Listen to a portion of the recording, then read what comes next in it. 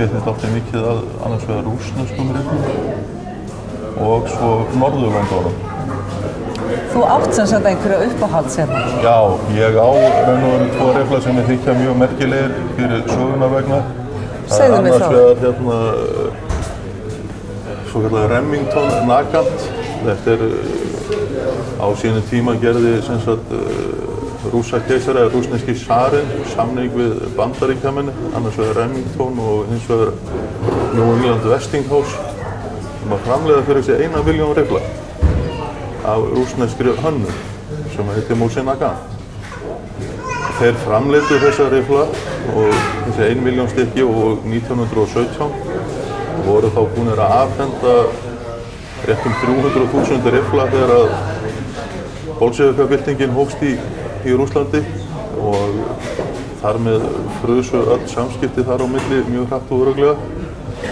Þannig að 700.000 rifflar voru eftir í Bandaríkjunum. Er þessi einn af þeim sem var eftir? Þessi er einn af þessum sem verður eftir. Já. Trúlega. Þannig að þetta er því sem ég get fundið út. En sem sagt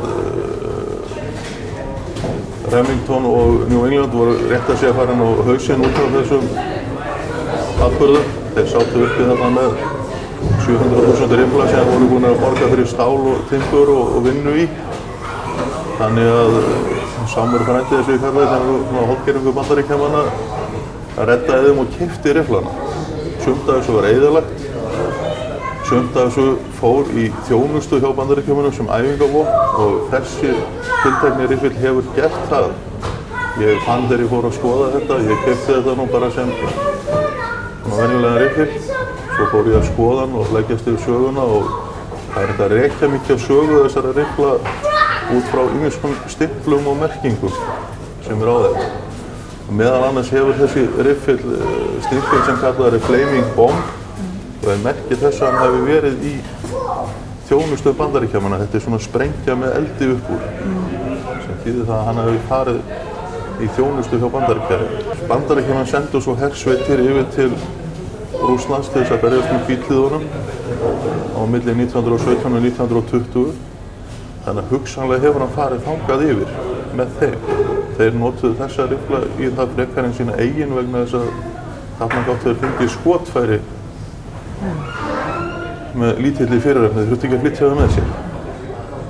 En síðan hérna, svona þegar maður fór að skoða hann enn betur, þá fann ég hérna lítið merki sem er Fairhindu kassi með SA inn í, sem stendur fyrir Suomi Armeija. Sem að svo hérna er merkið þess að hann hafi verið í þjónustu finnska hersins. Finnar og Rússar áttu í hatrömmustríði veturinn 39–40 sem kallaði vetrarstríðið og þar hertóku Finnar mikið af vopnum og það voru Finnar hluti af Rússlandi alveg fram til 1917. Þannig að það var mikið af svona rifflum í Finnlandi og Finnar notuðu svona riffla fram á 8. áratug. Þannig að trúlega hefur þessi riffill séð þjónustu hjá minnstakosti 3 herjum.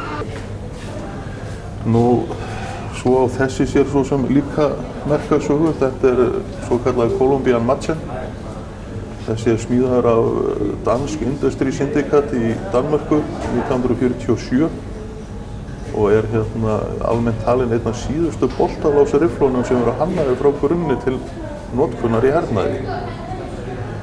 Það voru smíðuð rétt það byrju 5.000 eintök af þeim og það voru allir hættir að nota boltalásariffla á þessum tíma. Það voru allir að fara í þetta sem við þekkjum í dag, sjálfvirka riffla í hernaði. Þannig að þeim gekk illa að losna við þetta og sátu uppi með þessa 5.000 riffla sem ég smíðuð alveg fram til, held ég, við 1950 og eitthvað. Ég man ekki aftalið alveg nokkla, 57 minnum ég að þá kaupir kólumbíski sjóherinn þessa riffla allavega á einu bretti og þeir fara reyndar sennilega aldrei í notkun hjá þeim, heldur fara þeir beint í vöruhús í Kólumbíu? Í Kólumbíu, eða hvað kallast þetta nú hérna? Hergeymslu? Já, vopnabúr, Arsenal kemur alltaf í kollin á mér.